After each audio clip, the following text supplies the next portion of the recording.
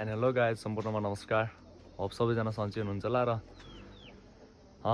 मेरो युट्युब च्यानलमा फेरि पनि तपाईँहरूलाई स्वागत छ। आज चाहिँ मैले भिडियोमा खासै त्यस्तो केही त छैन, थोरै अहिलेको यो तिहारहरूको बारेमा केही बनाउन गइरहेको छु, भाइटिकाको। अनि आज चाहिँ असोज रे कार्तिक 6 गते भाइटिका पनि रहेको छ र आज ठ्याक्कै संयोग भनौँ न कस्तो जुरेको, आज मेरो जन्मदिन पनि रहेको छ। र आजको दिनमा चाहिँ मैले सम्पूर्ण मेरो देश विदेशमा रहनुभएको आफन्तीहरूलाई सम्झिन चाहे र सम्पूर्ण नेपालीहरूलाई पनि तिहारको शुभकामना, भाइटिकाको। तपाईँहरू आफ्नो काम विशेषले चाहिँ सबैजना परिस्थितिगत आफ्नो आफ्नो ठाउँमा बस्नुपर्ने भयो। तपाईँहरूले आफ्नो घर परिवार सम्झिनु भइरहेको होला र जति पनि तपाईँहरूले आफ्नो योगदान छ त्यो सबै आफ्नो परिवारको लागि होला। हो, तपाईँहरूको पनि दिन राम्रै बितोस्। यो अहिलेको समयमा चाहिँ अलिकति मलाई मनमा लागेको कुराहरू चाहिँ म तपाईँहरूको सामु राख्न चाहन्छु। यो भैलोहरू खेल्ने हुन्छ होइन, पहिले सानोमा चाहिँ कस्तो रमाइलो लाग्थ्यो क्या चाडपर्व आउँदा पनि। तर अहिले त यो उमेरले गर्दा हो कि परिस्थिति त्यस्तै हो, अहिले चाहिँ अब सबैजना साथमा पनि हुनुहुन्न होइन। अब मेरै घरको कुरा गर्ने भए अब मेरो 4 जना फुपूमा जेठी फुपू चाहिँ बित्नु भइसक्यो, सधैँ उहाँ चाहिँ आउनुहुन्थ्यो। अहिले चाहिँ उहाँको चाहिँ सम्झना आउँछ। त्यसै गरी अब अरू कोही फुपूहरू चाहिँ त्यही हो, सबको आफ्नो स्वतन्त्रताको कुरा हो होइन। तर मान्छेहरूले अलिकति यो मैले धर्मलाई चाहिँ नराम्रो भन्न खोजेँ होइन, तर यो बाँड्नेहरू चाहिँ के धर्महरूले अब जस्तै अब अन्य धर्ममा गएपछि यो हिन्दू धर्मको चलन हो नि त यो टिका लाउने, यो चाहिँ हुँदैन होइन। यसले चाहिँ अलिकति हामी त्यस्तो धेरै टाढा नभए पनि नराम्रो त होइन, हामी टाढा पनि छैनौँ होइन, तर पनि अलिकति चाडपर्वको बेलामा चाहिँ अलिक खल्लो लाग्दो रहेछ। पहिले हामी धेरैजना हुन्थ्यौँ के, अहिले त टिका लगाउनलाई पनि हामी कोही बुवा म है बाजे मात्रै छौँ। मेरो अङ्कलहरू पनि सबै आफ्नो आफ्नो कामले बाहिरतिर हुनुहुन्छ। सबैको त्यस्तै होला अवस्था अहिलेको समय भनेको चाहिँ नि यो के हो भनेपछि सबै आफ्नो आफ्नो परिस्थितिले उमेर बढेसँगै जाने हुन्छ कता कता। खल्लो छ अहिले, तिहारहरू पनि चाडपर्व आएको भने आएको जस्तो लाग्दैन। आइज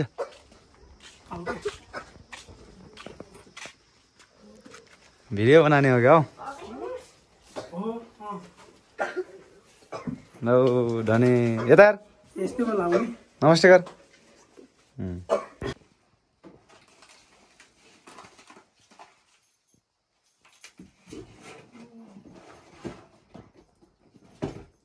के भन्नु, आशीर्वाद दिन्छ क्या हो, के बोल्नु जस्तो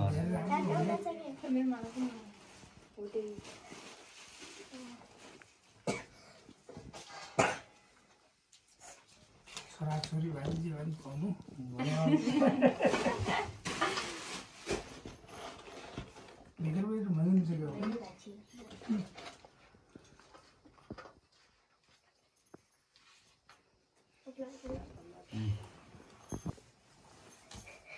धने त काठमाडौँदेखि आयो त होइन, टिका लगाउन होइन।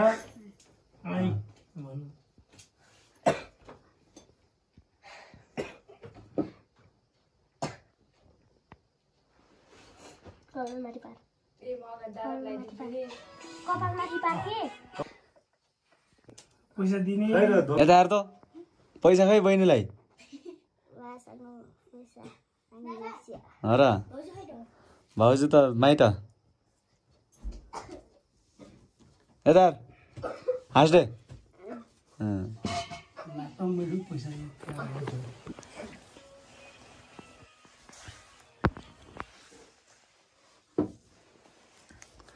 ल चिम्री कहाँ गइस् त, कहाँ गइस्?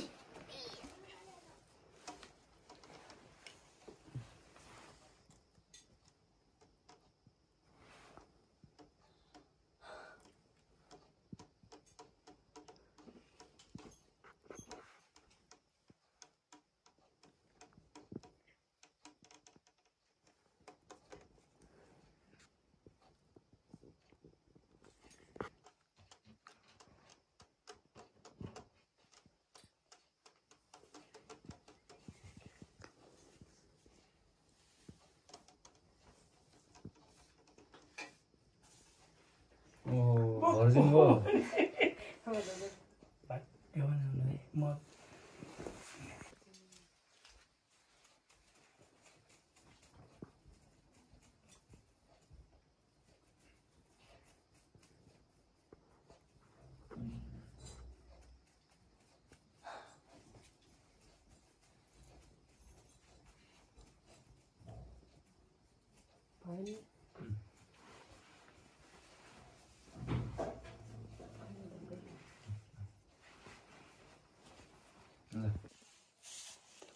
Puta di buona che te li flip.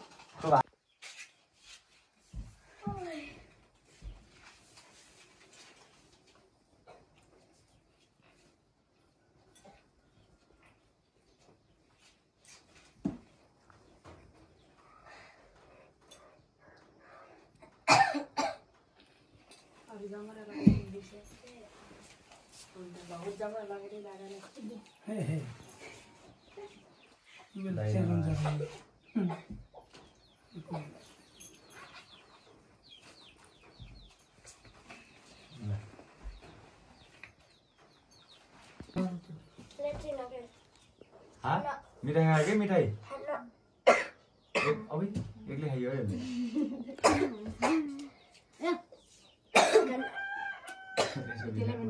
खाएर हो मिठो छ हाँ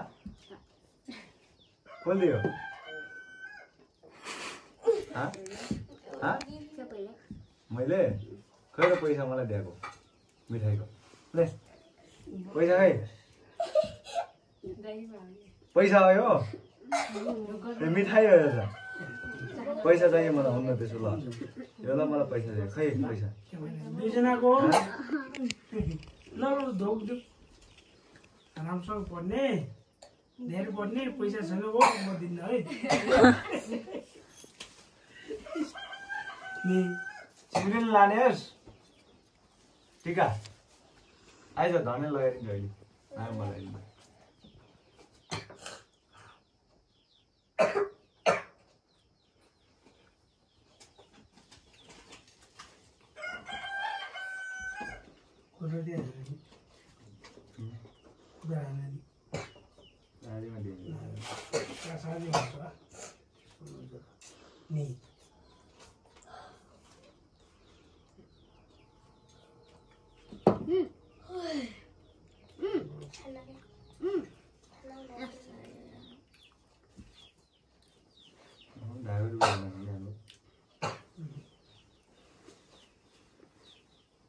खै अब स्कुलमा सिक्ने घरमा ढोक्ने ल कहिले कान्छीले ल्याऊ ए कान्छीको पालो हो धनेलाई लगाइदियो तिमीले नि धने ल राम्रोसँग राधे आएछ मस्त धनी हो भने म भस्मै दिउँला है गर्मी छु हेर्ने भए हुन्छ पैसै छैन आँटे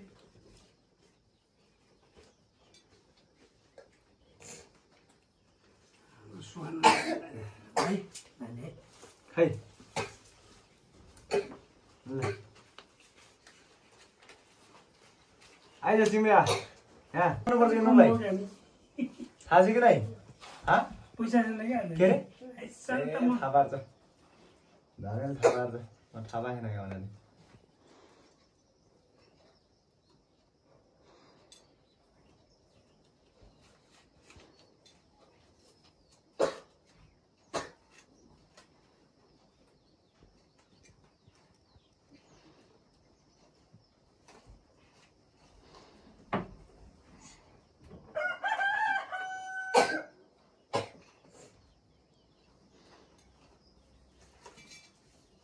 ढोक गर्ने हो कि ढोक गरी माग्ने हो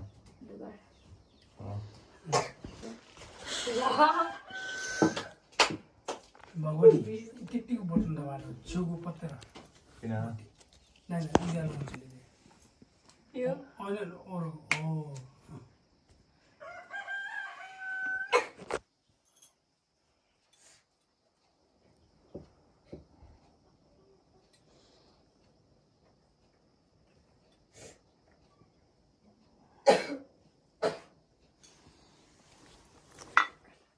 चिसो मस्ती भयो आइज चिम्री आँखा अलि ठुला हुन् न खासे न हाँसे ने राम्रोसँग पढे ल धनी लगाइदिए बहिनी एकछिन बजेर लगाइदिए क्या के आशीर्वाद दिन्छस् है भन है के भन्ने है के भनिस् भन् त्यहाँ मैले भने जस्तै के भन्ने मलाई जिताइयो के र भन् फेरि फेल भइहाल्छ क्या भन्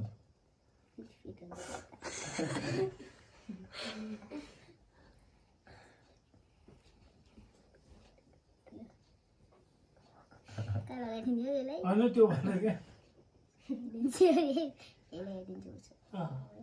ल पैसा दे फेरि पैसा दे कहिले चाहिँ हाम्रो फुपूहरू नआएको भएर चाहिँ त्यो उता हाम्रो अब भाइपट्टिको फुपूहरू अनि बहिनीहरूसँग लगाइयो टिकाहरू नानी पनि आथ्यो